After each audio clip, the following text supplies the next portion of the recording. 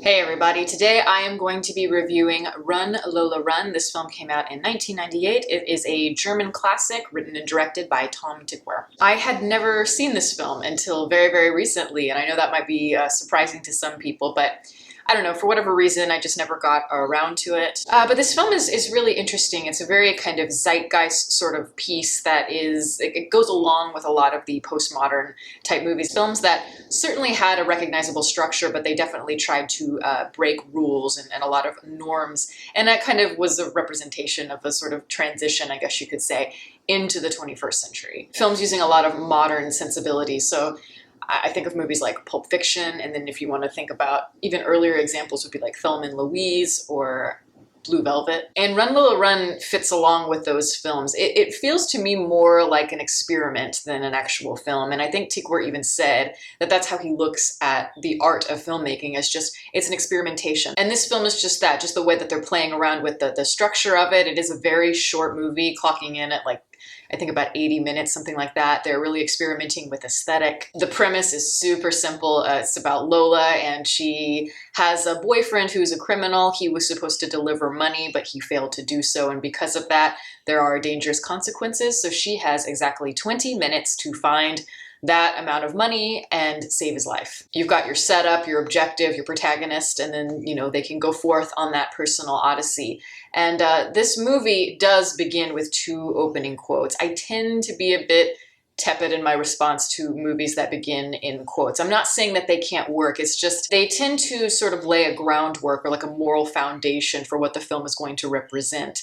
And to me, that's a little bit too easy and maybe a little bit too simplistic. I prefer when films convey the ideas, whether they're interwoven within the dialogue or in the aesthetic or both. Arriving at those conclusions organically just feels more interesting, more complex. I tend to be a little bit more forgiving of it in this film, just because, as I said, this movie is a very quick sort of experiment, like I mentioned, or that's how it comes across. But alas, here you have two opening quotes, as I said. And the first one is the one I'll focus on first, and that one is a T.S. Eliot quote that basically means that all the things that we do in life, our objectives, it's about the process and less about the payoff. That your objectives in life are very important because you learn from them. You learn how to navigate your surroundings. You learn how to be a better person. And you come to new conclusions about how to survive and how to adapt. Even just the process of arriving at those conclusions can be something that's really powerful, and it allows you to appreciate the payoff that much more. It's a very philosophical quote, which is setting the tone for a movie that is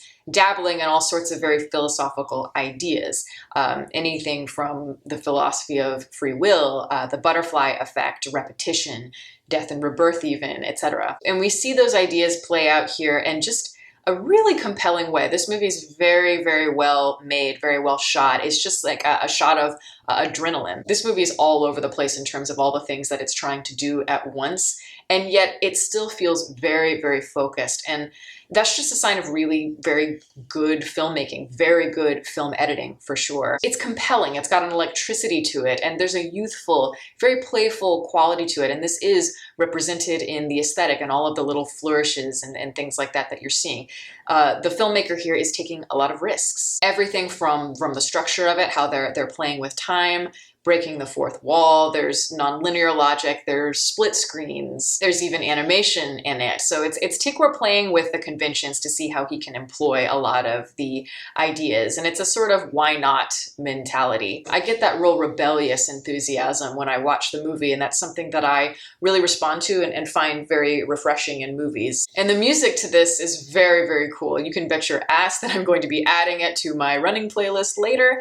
And I do think that they use a lot of the same musical motifs. I mean, obviously there's a lot of repetition because there's just repetition in this film.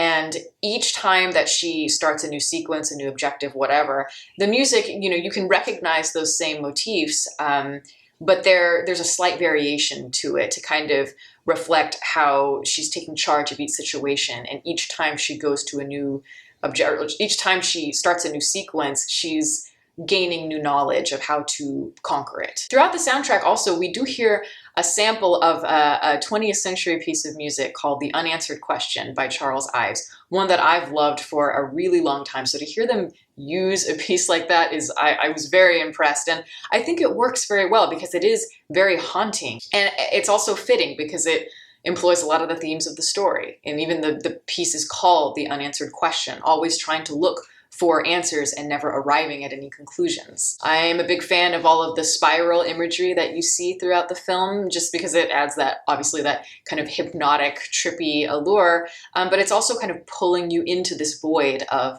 unanswered questions and concepts and philosophies. And the spirals reflect that cyclical effect, the cyclical effect of time, of course, and also just the idea that she's starting something over and over and over again. She tries once, she fails, she has to try again, fails again, and trying, so on and so forth. And in the scene with the casino, you can see a woman's hair, and it's got kind of like a swirl feel. It's in a painting, and that is a direct callback to a film like Vertigo, which uses a lot of spiral imagery also. And I have to say, I think that this movie really benefits from being as simple as it is. And when I mean simple, yeah, there's a lot going on in it, but just the basic idea behind it is simple. The objective is simple. The story is simple. I don't think it's necessary to have these characters be really deep or anything like that, because again, you want your characters to have the task and to complete the task, go from A to B. I love the part with the red ambulance and the glass as they're moving across the street,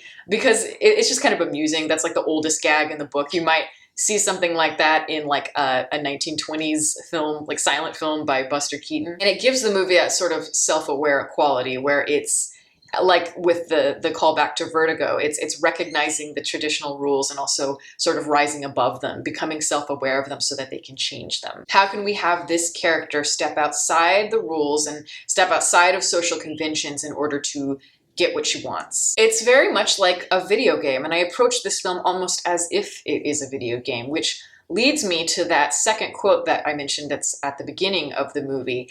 And that quote is, "After the game is before the game." That even when you complete something, really, you're right back to where you started. That moment between beginning a new task and ending an old one is always going to be the same. You are always going to be anticipating the next thing, the next conclusion, the next objective. It's the same cycle over and over again. The obvious difference between movies and video games are that in video games, you have much more control. You have the power of choice to change your story. We see that aspect of video games as escapism, because obviously in life, if you die, and that's it. You don't get a second chance. But I actually argue that I think that it's a lot truer to life than a lot of people might realize, in the sense that, yeah, you are getting to break rules with video games. You can try again if you want, if you fail the next time.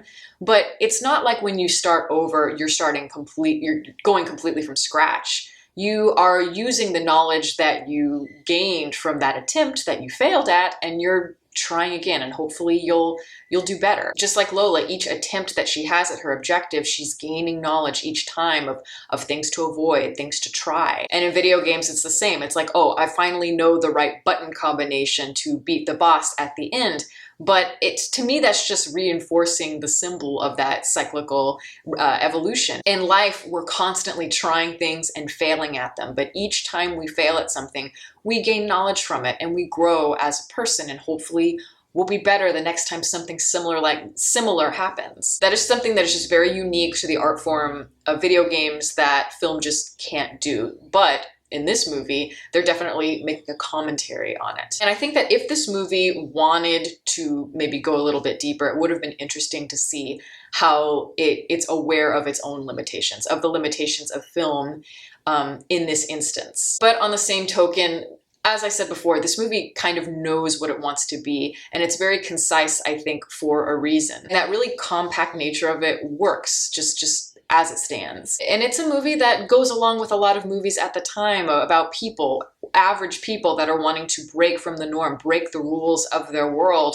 a la Neo in The Matrix, which is a movie that came out a year later. That's also very much a zeitgeist sort of piece that is drawing from a lot of philosophical concepts. And in this particular film, Run, Lola, Run, Lola does not have a job, and her boyfriend obviously works a little bit outside the law. But in order to get what she wants, she has to look from within the system. So she has to go to banks and casinos. But Lola, as well as the director, you could say that he's living vicariously through her in a lot of ways, but they're just trying to break from reality and kind of stand against it. We see that with Lola's scream, because that's her way of sort of just, sticking it to the man with real aggression. And then even like the blind woman, for example, having the ability to kind of recognize that each objective is beginning and ending. There's a self-awareness to certain characters that we see. And yeah, I like that idea. I like when you have a simple film or a movie with a simple idea and it's conveyed in such a unique way where we're seeing logic and everything bent in all sorts of directions. And I think above all, what's most important is that this movie's just fun. It's really entertaining. It's got a quality about it that feels very seamless. And I just think that fun is essential. There's got to be a passion and a drive for it when you're trying to twist the edges of pop culture in this postmodern style. So if you haven't seen it, I do recommend it. Maybe you're like me and you just haven't gotten around to it yet. And that's my review. Thank you all for listening. All my social media information is below. You can watch more videos here and you can subscribe if you'd like. Catch you next time.